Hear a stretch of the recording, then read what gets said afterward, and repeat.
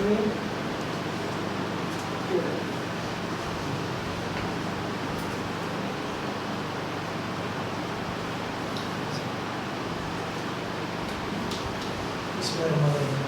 अच्छा मेरे भाई कल बात हुई थी कि आज हम मोल चैप्टर नंबर 1 में से बात हो रही है।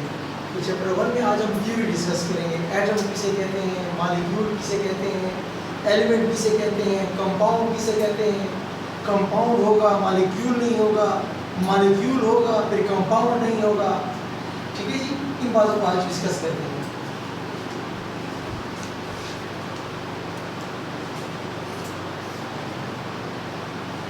एलिमेंट, एटम, मॉलिक्यूल, कंपाउंड्स, डेफिनिशंस आपको आएंगे, फिर आपको एमसीक्यूज के ऊपर अप्लाई कर पाएंगे। अगर आप लगाने वाले हैं रटे तो आपके सामने जब बात आएगी आप अप्लाई नहीं कर पाएंगे। डेफिनिशन आना इंपॉर्टेंट नहीं है, डेफिनिशन आने के बाद अप्लाई करना इंपॉर्टेंट है। आइए हम अप्लाई करने जा रहे हैं। हीलियम, हीलियम से बात करते हैं कि तुम कौन हो। पहली बात, क्या हीलियम एलिमेंट है कि नहीं है? जिसका एटॉमिक नंबर नोन है वो एक एलिमेंट है। पीरियोडिक टेबल में हर एलिमेंट का अपना अपना एटॉमिक नंबर होता है। अगर एटॉमिक नंबर नोन नहीं है या किसी का एटॉमिक नंबर किसी के साथ मैच करता है, उसको मैं सेपरेट एलिमेंट मानने को रेडी नहीं हूँ। मेरी बात समझ? एलिमेंट कब होगा? उसका एटॉमिक नंबर होना चाहिए, पहला पॉइंट। दूसरा पॉइंट, एलिमेंट को तोड़ो मरोड़ो मारो जो कुछ करते हो कर डालो। ठीक, एलिमेंट को जब तुम तोड़ते हो, डिकम्पोज करने लग जाओ, आपको एक जैसे एटम्स मिलेंगे, आपको डिफरेंट एटम्स नहीं मिलेंगे। एलिमेंट के अंदर जो एटम्स होते हैं वो 100% केमिकली एक जैसे होते हैं। जब तुम उसको तोड़ोगे तो तुम्हें वही चीजें बार बार मिलेगी, तो वो एलिमेंट की डेफिनेशन पूरी हो जाएगी। याद रखें, आइसोटोप्स भी एलिमेंट के अंदर पाए जाते हैं।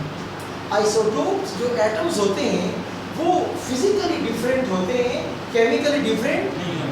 प्रोटियम हो या ड्यूटियम हो या ट्रिटियम हो, सबके पास एक इलेक्ट्रॉन है, सब एक बॉन्ड बनाएंगे, सब पानी बनाएंगे। उस पानी का वजन मुख्तलिफ होगा, केमिकली होगा H2O, उसकी केमिस्ट्री सेम होगी, उसकी फिजिकल प्रॉपर्टीज डिफरेंट होगी। मेरी बात समझ आ गई? आइसोटोप में नंबर ऑफ न्यूट्रॉन के डिफरेंसेस से फिजिकल प्रॉपर्टीज डिफरेंट हो जाती हैं, केमिकल प्रॉपर्टीज रिमेन सेम। तो एलिमेंट जो होता है उसके सारे एटम्स केमिकली एक जैसे होते हैं। पहले आप उसको डिकम्पोज कर नहीं सकते। लेट सपोज आप डिकम्पोज करने में कामयाब हो जाए, लेट फिर भी आपको डिफरेंट एटम नहीं मिलेंगे, केमिकली सेम एटम। तो हीलियम को तोड़ो, हीलियम तो जनाब टूटता ही नहीं है। हम न्यूक्लियर फिजिक्स में नहीं जा रहे हैं, हम एटम को तोड़ने नहीं जा रहे हैं, केमिस्ट्री के अंदर बातें कर रहे हैं। तो हीलियम को आप नहीं तोड़ सकते, हीलियम को आप नहीं तोड़ सकते। हीलियम गैस है, चाकू ले और हवा के अंदर चाकू मारते रहे और टूट जाएगा, और इस पॉसिबल। तो प्लीज हीलियम को मैं एटम भी मानता हूँ। क्यों मानता हूँ एटम? इसके बॉडी में एक न्यूक्लियस मौजूद है, इलेक्ट्रॉन प्रोटॉन मौजूद है, जिसके पास न्यूक्लियस है, जिसके पास शेल मौजूद है, उसको हम एक एटम कहते हैं। तो हीलियम एक एटम मंजूर है, हीलियम एक एलिमेंट मंजूर है। लेकिन मैं डेफिनेशन अप्लाई कर रहा हूँ, हम यस नो वाली बात नहीं चलेगी।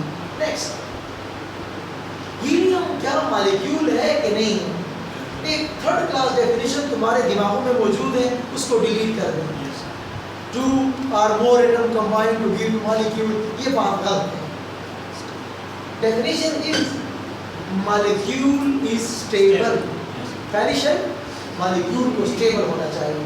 और जब स्टेबल है तो वो अलग थलग एग्जिस्ट कर सकता है, वो चेंज नहीं बनाता, तस्बीह के दानों की तरह जंजीरें नहीं बनाएगा। मॉलिक्यूल कभी भी चेन नहीं बनाता, मॉलिक्यूल अलग थलग एग्जिस्ट कर सकता है। मेरी बात समझ आ गई?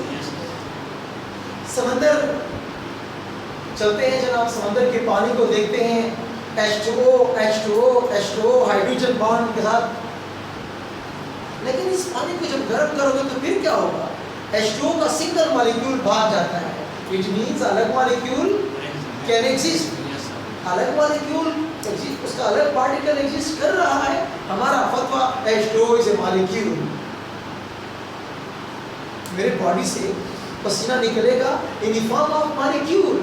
अगर ये वाटर मॉलिक्यूल ना होता तो मेरे स्किन पे आते ही वो चीज़ का कुछ रिएक्शन कर लेती थी, फिर वो पसीना आप पे लगता, आप भी कुछ हो चुका होता।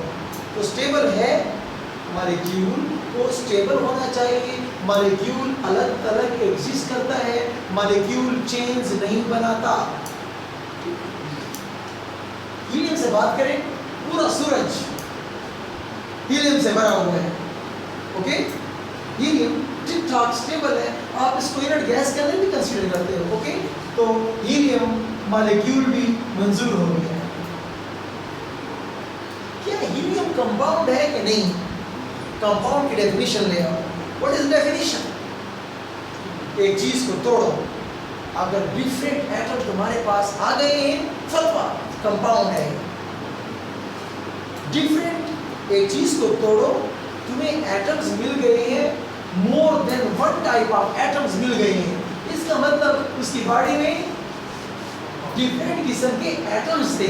जिसके बॉडी में डिफरेंट किस्म के एटम्स हो उसको फिर कंपाउंड कहते हैं। तो हीलियम को हम तोड़ नहीं सकते। लेट्स सपोज तुम तोड़ दो, डिफरेंट एटम तुम्हें नहीं मिलने वाले। हीलियम साहब कहते हैं कि मैं कंपाउंड नहीं हूं। कोई प्रॉब्लम? एक कदम आगे चलते हैं। नाइट्रोजन, नाइट्रोजन साहब हु आर यू? कहते हैं मुझे पता नहीं है, मुझे चेक करें। और चेक करते हैं। नाइट्रोजन को मैं तोड़ता हूं, वी गेट नाइट्रोजन है नाइट्रोजन। मुझे कितने किस्म के एटम मिले? वन टाइप, तादाद नहीं, टाइप्स, वन टाइप। जिसके बॉडी में सारे एटम्स वन टाइप के हों, that is an element. Nitrogen element मंजूर। मेरी टांगे नहीं गिननी, 2 है, 3 है, 4 है, टांगे नहीं गिननी, डेफिनेशन अप्लाई करनी है। डेफिनेशन इज कि तोड़ो, अगर तुम्हें एक जैसे एटम्स मिलते हैं तो उस सैंपल को तुम एलिमेंट कह दो। जी नाइट्रोजन साहब आप एटम हो कि एटम नहीं हो? मैं एटम नहीं हूं। तो क्यों नहीं हो? इसके बॉडी में 2 न्यूक्लियस मौजूद है, 2। याद रखें एटम अलग थलग होता है, एटम किसी के साथ बॉन्डेड नहीं होता। एटम अलग थलग होता है, किसी के साथ बॉन्डेड नहीं होता। जब बॉन्ड शांत की बात आ जाती है, उस एटम से या तो मॉलिक्यूल बन चुका होता है, उस एटम से या फिर आयन बन चुका होता है। एटम अलग थलग पड़ा हुआ होता है। स्टेबल अनस्टेबल वो अलग बात है। अगर स्टेबल होगा उस एटम को भी हम मॉलिक्यूल कहेंगे, और अगर अनस्टेबल होगा उसको मॉलिक्यूल नहीं कहूँगा। तो लोगों ये तो एटम है लेकिन ये एटम नहीं है। ज्यादा न्यूक्लियस मौजूद है ना उसके अंदर। ओके, नाइट्रोजन तो मॉलिक्यूल हो कि नहीं हो? कहते कि अल्लाह का खौफ करो, आपके एटमॉस्फेयर में अगर मैं ना होता तो आप सारे रोस्ट बन चुके होते। पता है नाइट्रोजन 78% है। मैं नाइट्रोजन खाता भी नहीं हूँ, मुझे तो O2 चाहिए सांस के लिए। अल्लाह भैया ने 78% क्यों बनाया हुआ है? Nitrogen is acting as a inert medium in your atmosphere. सूरज की रोशनी और O2 तुम्हें रोस्ट बना देती है। एटमॉस्फेयर में जो नाइट्रोजन है वो क्या करता है? हीट बर्दाश्त करता है, हीट एब्जॉर्ब करता है। आपके इन्वायरमेंट को ज़्यादा गर्म, बल्कि ये पीले वाले बल्ब नहीं होते, पीले वाले बल्ब आर्गन भी भरा करते हैं, लेकिन इन पीले बल्बों में आप नाइट्रोजन गैस भी भर सकते हैं एज ए इनर्ट मीडियम। क्योंकि नाइट्रोजन के दरमियान जो ट्रिपल बॉन्ड होता है वो बड़ा मजबूत होता है, वो टूटता नहीं है। जब टूटता नहीं है वो लड़ता नहीं है, वो लड़ता नहीं है तो हम क्या कहते हैं, यार तुम अच्छे बंदे हो, विनर बंदे हो। ओके, तो नाइट्रोजन हमारे एटमॉस्फेयर में मौजूद है, अलग अलग पड़ा हुआ है। देखो आप मुझे बताएं, घर में किचन में आग लगी होती कि नहीं लगी होती, भट्टियों के अंदर आग लगी होती कि नहीं लगी होती, नाइट्रोजन तुम्हें कुछ भी नहीं कह रहा। अब तो ये था कि कुछ खतरा होते कि वो आज सालन की कुछ जायका खराब है, लगता है कि अमोनिया बन गई है, लगता है कि कुछ और बन गई है, नाइट्रोजन के ऑक्साइड्स बन गए हैं। जस्ट जब ठंडी होती है, ठंडी 3000 डिग्री सेंटीग्रेड पे नाइट्रोजन लड़ता है, अदरवाइज नहीं लड़ता। गरज चमक में नाइट्रोजन टूटता है, वैसे नहीं टूटता। नाइट्रोजन बड़ा स्टेबल मॉलिक्यूल है, तो मेरे ख्याल में आप इसको मॉलिक्यूल मानते हो। क्या नाइट्रोजन कंपाउंड है? टूटता तो है, लेकिन डिफरेंट एटम्स में नहीं टूटा, सेम एटम में टूटा। नाइट्रोजन साहब टू कंपाउंड नहीं है। बात समझ गए? ओके,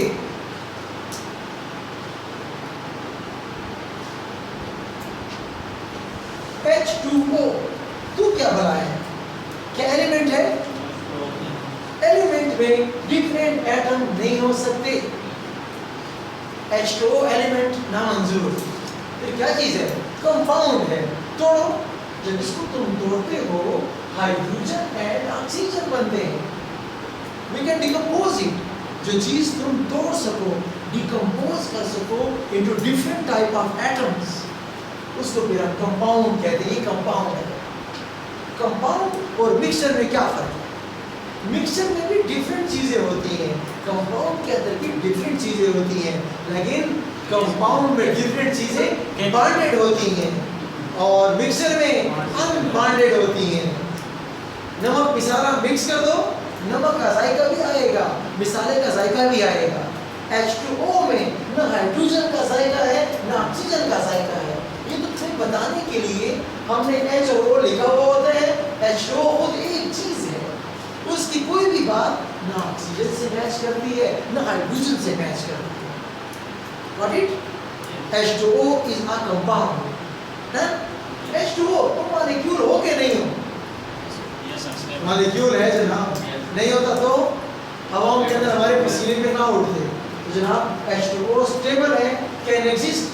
अगर बर्फ की सूरत में होता और लिक्विड की सूरत में ना होता, हम इसको मॉलिक्यूल ना मानते। यार तू चेन बना के रहता है, जब तू चेन से हटता है फिर तू नहीं होता, लेकिन ये फिर भी होता है। तो H2O मॉलिक्यूल भी है, H2O कंपाउंड भी है। Okay,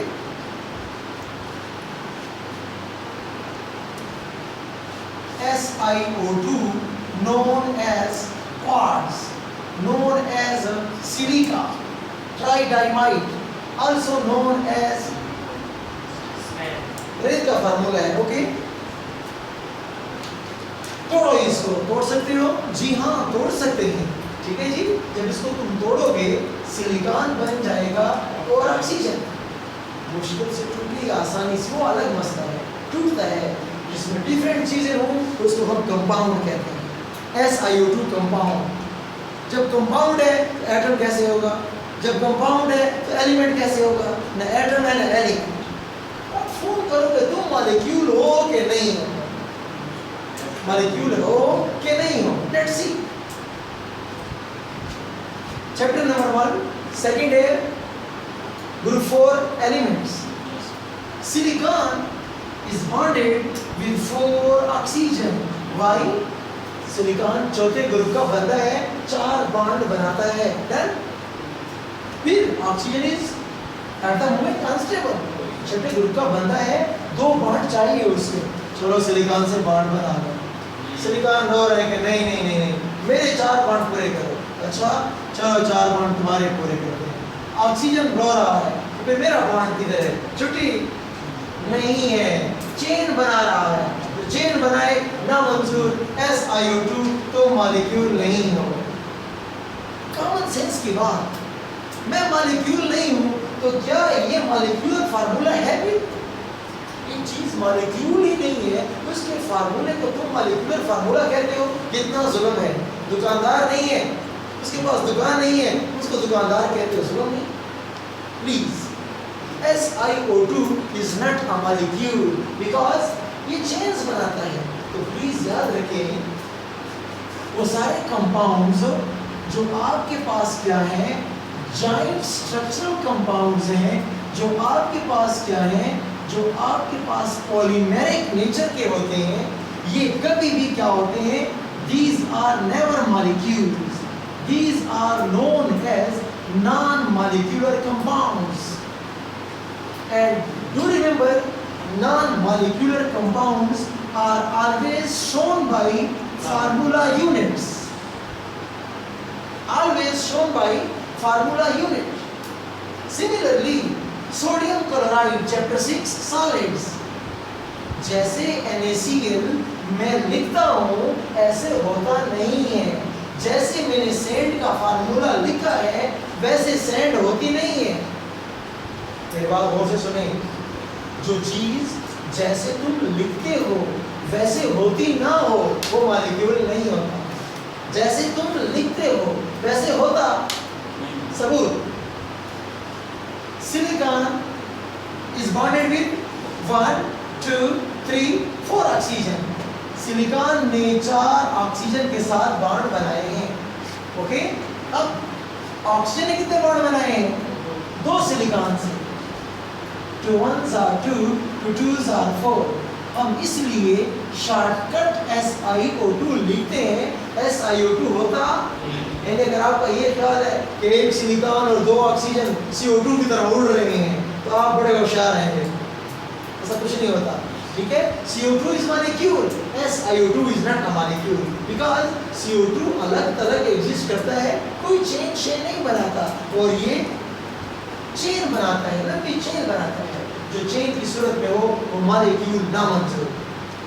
NaCl chapter 6 solids, you know, one sodium ion is being surrounded by 6 chloride ions from 6 sides.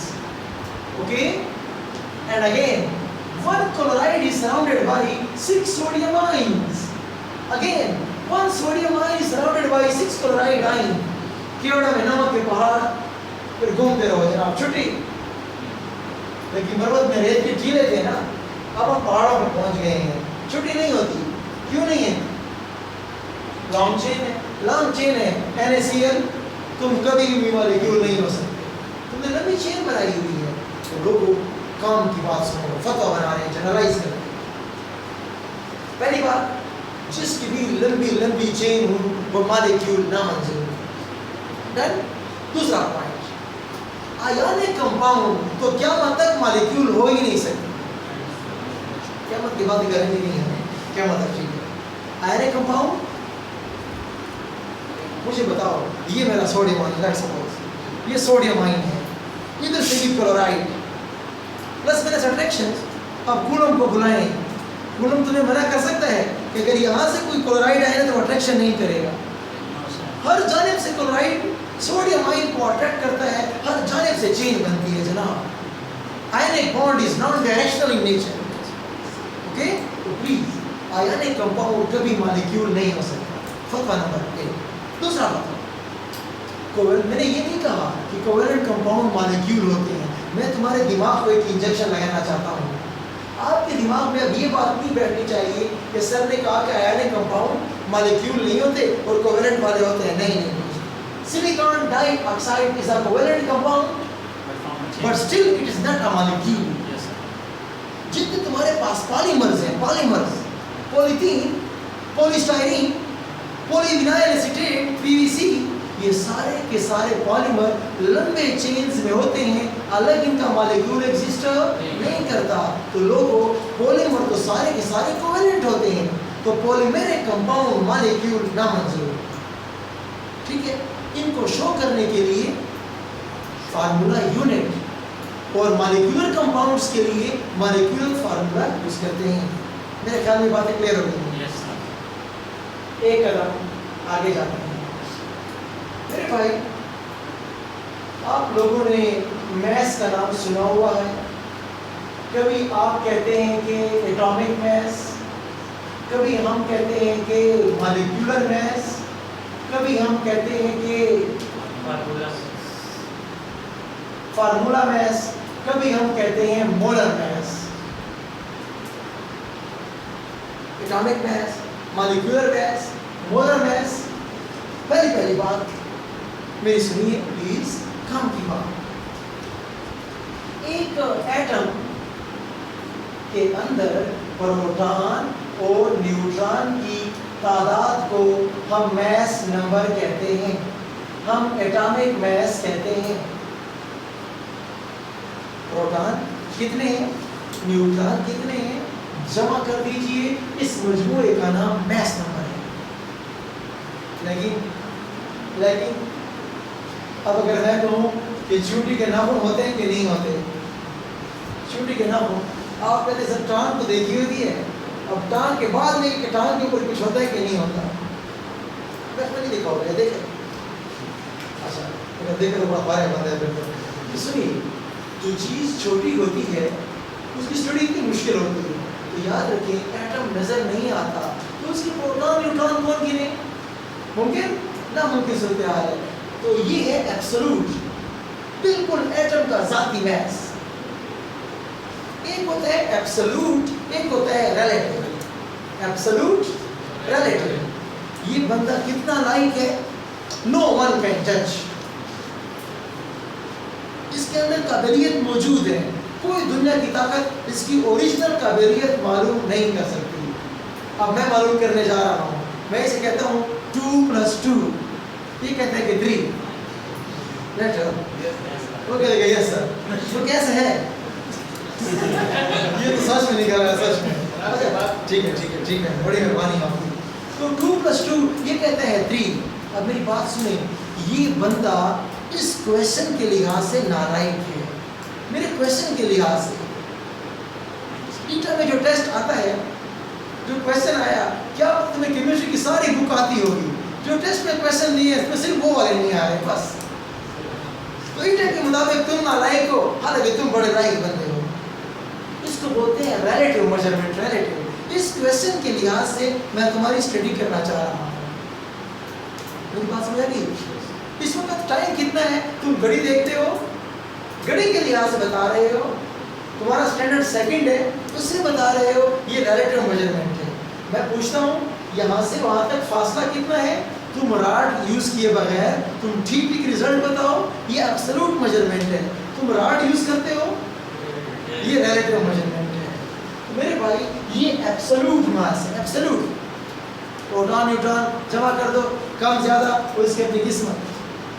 लेकिन हम साइंस में रिलेटिव मेजरमेंट में इंटरेस्टेड होते हैं, किसमें, रिलेटिव। तो रिलेटिव के लिए, रिलेटिव मास के लिए, चाहे वो एटम का हो, चाहे मॉलिक्यूल का हो, चाहे फार्मूला यूनिट का हो, जिसका भी रिलेटिव मास हो, इसके लिए हमारा स्टैंडर्ड कार्बन 12 आइसोटोप है। प्लीज याद रखें, कार्बन 12 भी होता है, 13 भी होता है, 14 भी होता है, और बाज़ बुक्स कहती है कि 15 भी होता है आइसोटोप्स। चूंकि कार्बन 12 चीपर है, सस्ता होता है, कार्बन 12 मोस्ट एबंडेंटली अवेलेबल है, मोस्ट एबंडेंट आइसोटोप है। कार्बन 12 सॉलिड होता है, carbon 12 neither very heavy nor very lighter, न बहुत हल्का होता है न बहुत भारी होता है। इसलिए कार्बन 12 को हमने स्टैंडर्ड बना लिया है। अब रिलेटिव मास की जब भी बात करोगे, its unit is AMU। Relative mass की यूनिट क्या होगी, AMU, atomic mass unit. What is AMU? AMU क्या बना होती है, सुनिए। ये मेरे पास कार्बन का मास है, कार्बन नहीं है, कार्बन का मास है। इस मास के प्लीज 12 पार्ट्स बना लें। कितने पार्ट्स बन गए मेरे ख्याल में? 12 पार्ट्स बना लें। इस 12 पार्ट्स में इस एक पार्ट को, यानी 1/12 1 by 12 of carbon 12 is known as 1 AMU. How? Let's see. 1 by 12 multiply by 12, 12 cancel, answer is 1 AMU. मेरी बात समझ रही? अब काम की बात, वेरी इंपॉर्टेंट, आज की सबसे इंपॉर्टेंट बात वो ये है जनाब, 1 ग्राम में एवोगैड्रो AMU होते हैं। आप जानते हैं 1 किलोमीटर में 1000 मीटर, 1 दर्जन में 12, न कुरान में आया न हदीस में आया, हमने याद कर लिया। जस्ट लाइक दैट इसको भी एक ऐड कर दे, उसी लिस्ट में ऐड कर दे कि 1 ग्राम बहुत बड़ी चीज़ है। ग्राम तुम्हारे लिए बड़ी नहीं है, एटम की बात हो रही है, एटम आइंस की बात हो रही है कि ग्राम बहुत बड़ी चीज़ है, AMU बहुत छोटी चीज़ है, बहुत छोटी चीज़। तो 1 ग्राम में एवोगैड्रो AMU होते हैं। प्लीज 1 AMU क्या हो जाएगा? शाबाश, 1 डिवाइड बाई एवोगैड्रो ग्राम्स। ठीक, प्लीज मैं डिवाइड करने जा रहा हूँ। 6.022 10 की power 23 grams is equal to 1 AMU। Solve करें। 0.166 10 की power -23 gram is equal to 1 AMU। आखिरी पॉइंट, इस पॉइंट को मूव करें। 1.66 10 की power -24 gram is equal to 1 AMU। ईटा में यहाँ से सवाल लाजमी आया करता है, अक्सर औकात क्या सवाल दिखा गया। आइए मैं तुम्हें थोड़ी सी जल्दी दिखाता हूँ क्वेश्चन की। Let's see.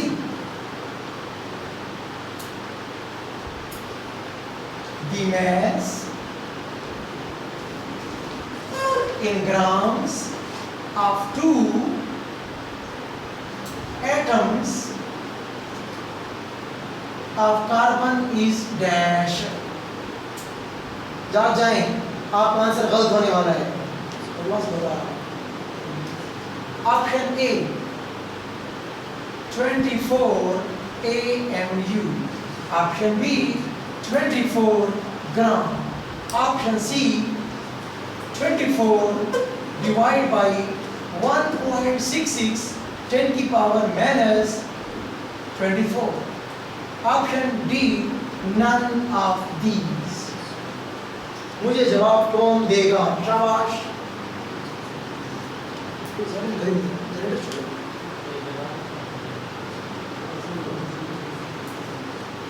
जवाब दे, शाबाश। कौन बोलेगा? सी। सी तो मेरा खास ऑप्शन है, थोड़ी देर बाद मिलते हैं। कोई और बोलेगा? शाबाश। जवाब भी सामने लिखा हुआ है, तुम कहते कि नहीं सर ऐसे नहीं बताएंगे आपको। ए ना मंजूर, बी ना मंजूर, सी ना मंजूर। द राइट आंसर इज गप तो नहीं है। अब मसला क्या है? मसला अनपढ़ों का मसला नहीं है। अनपढ़ों को तो पता नहीं कि जनाब 1.6 क्या बला होती है। मसला तुम जैसे स्टूडेंट्स का है कि पढ़ते भी हो, तुम्हें ये वैल्यू याद भी है, लेकिन प्रॉब्लम क्या है? तुम ये याद करना भूल गए हो कि डिवाइड करना था कि मल्टीप्लाई करना था। देखिए एवोगैड्रो पे डिवाइड करते हैं, लेकिन 1.66 के साथ मल्टीप्लाई करते हैं। डिवाइडर यहाँ डिवाइड किया गया है, इसलिए गलत है। और ये तो 24 ग्राम का मतलब 2 मोल होता है, 2 मोल। ये तो 2 एटम की बात कर रहा है। आंसर नंबर ए ठीक है, लेकिन उसने पूछा ग्राम में है और आपका सवाल तो AMU में बात कर रहा है। आप अक्सर औकात ऑप्शन ए को बड़ा पसंद करते हैं। हाँ ठीक तो है ना, तो यार किसने कहा कि ठीक नहीं है। सिर्फ प्रॉब्लम ये है कि मैं कहता हूँ कि उर्दू में बोलो, आप पश्तो में बोल रहे हो। प्रॉब्लम ये है, हम कहते हैं ग्राम में जवाब दो, आप कहते हो नहीं AMU में जवाब हमें आता है, वो देंगे आपको। Got it? एक हम आगे चलो, शाबाश। इसी कंसेप्ट को आज हमने फर्दर डीपर करना है। ओके, अब देखिए प्लीज क्वेश्चन।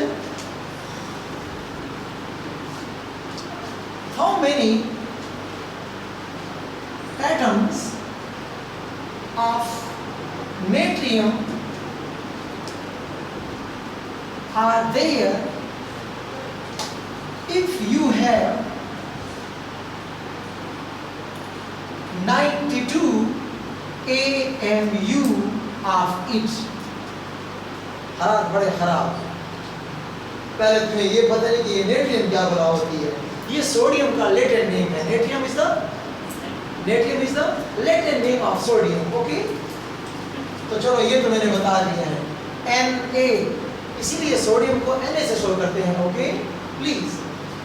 अब आपका सवाल पकड़ने का अंदाज होना चाहिए। क्या पूछ रहा है? How many atoms. आपके चैप्टर 1 में ऐसा कोई फार्मूला नहीं है जिसमें एटम से आप AMU निकाल सको या AMU से एटम निकाल सको। इस क्लास में कितनी टांगें हैं?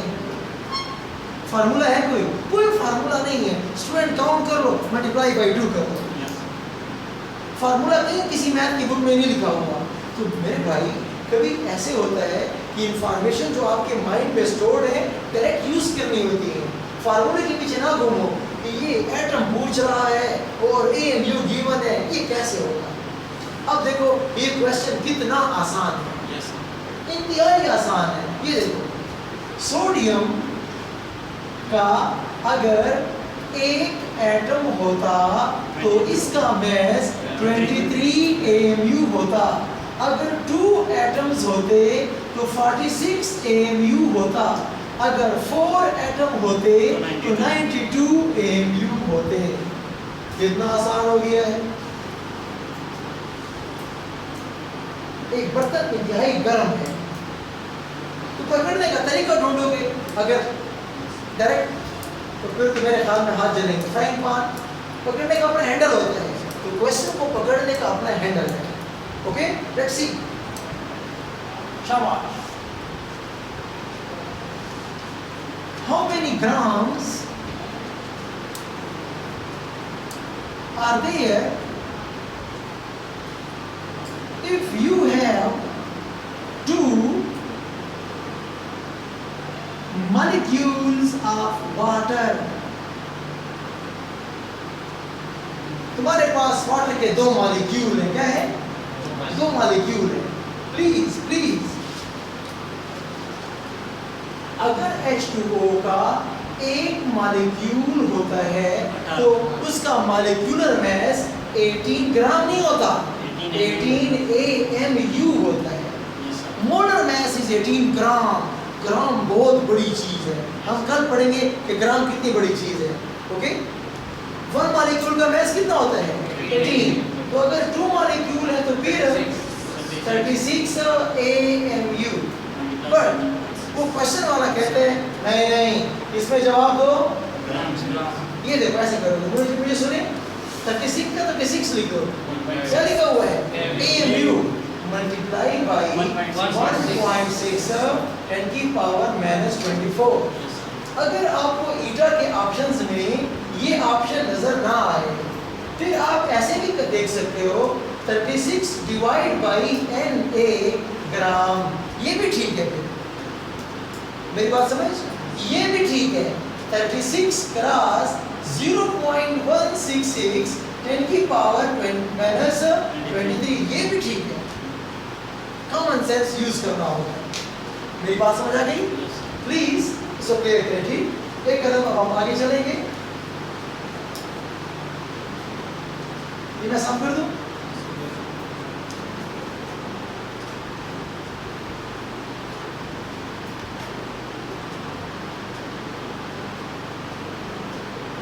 ओके प्लीज ये वाली बात तो क्लियर हो गई। मेरे भाई एक एटम के मास को एटॉमिक मास कहते हैं, एक मॉलिक्यूल के मास को मॉलिक्यूलर मास कहते हैं। एक मोल, एक होता है फौजी, एक होता है फौज। फौजी एक बंदे, फौज collective noun, just like that. Please ये जो ग्राम है, ग्राम ये बहुत बड़ी अमाउंट के लिए इस्तेमाल कर सकते हो। जिस तरह तुम्हारे लिए टन का इस्तेमाल गलत है, तुम्हारे लिए मिलीग्राम का इस्तेमाल गलत है, तुम्हारे मैथ्स के लिए। सिमिलरली एटम के मैथ्स के लिए, मॉलिक्यूल के मैथ्स के लिए AMU यूज करते हैं, लेकिन मोलर मैथ्स के लिए फिर हम ग्राम यूज करते हैं। मेरी बात सुना गई? एक मोल। ठीक, यानी मैं ये कहता हूं, जरा मुझे सुने, देखिए जरा क्या करता हूं मैं, hydrogen atom, one hydrogen atom, its mass is, dear students ready हो जाए, मैं तुम्हें एक एबीसी की बात सिखाने वाला हूं, ओके। मल्टीप्लाई बाय एवोगैड्रो, क्या हो जाएगा, एवोगैड्रो एटम्स बन जाएंगे किसके, हाइड्रोजन के। इस अमाउंट को हम क्या बोलते हैं, 1 मोल। प्रॉब्लम, एक एटम था, एवोगैड्रो से मल्टीप्लाई कर दिया है, कितने एटम हो गए, एवोगैड्रो एटम हो गए। इस अमाउंट को क्या बोलते हैं, done, ready, please ready, divide multiply by Avogadro, जो इधर क्या उधर भी कर दो, क्या हो गया है, एवोगैड्रो AMU, लोगो लोगो, एवोगैड्रो AMU किसके बराबर है, 1 ग्राम के बराबर है। ड्रामा देख लो। तो 1 मोल ऑफ हाइड्रोजन का मास कितना होता है, 1 ग्राम। यानी अगर मैं हाइड्रोजन का 1 AMU कहूं तो ये एक एटम की बात है, मैं 1 ग्राम कहूं तो ये 1 मोल की बात है। मेरी बात समझ आई? एक एटम एक होता है, एक एटम एक होता है। जब तुम उसको एवोगैड्रो से मल्टीप्लाई कर दो तो फिर पूरे मोल की बात शुरू हो जाती है। इसीलिए ये मोलर मास को हम ग्राम में शो करते हैं, एटॉमिक या मॉलिक्यूलर मास को हम AMU में शो करते हैं। बात समझ आई? कोई बात पूछनी है, प्रकाश पूछें। काम करें मेरे भाई, MCQs की बुक्स, मैंने पहले लेक्चर में सारी बातें की थी कि मेरा काम कोचिंग होता है, पॉइंट बताने होते हैं, अप्लाई आपका काम होता है। फिर जो बात नहीं आती पहले आपस में डिस्कस करो, आपस में नहीं आती फिर मुझसे पूछें। मेरे बात बता रही है? जितना काम करोगे तुम्हारी खामियां निकलती चली जाएंगी तो मीटा के लिए बेस्ट बन जाओगे, फिर तुम्हारी सिलेक्शन कंफर्म। काम नहीं करोगे, अपनी खामियां नहीं ढूंढोगे तो चाहने से जीत नहीं मिलती, चाहने से जीत नहीं मिलती। ख्वाहिशात से काम नहीं होता, काम से काम होता है। ठीक, चले जनाब, अल्लाह हाफ़िज़। बेटा कल से अनपेड लड़का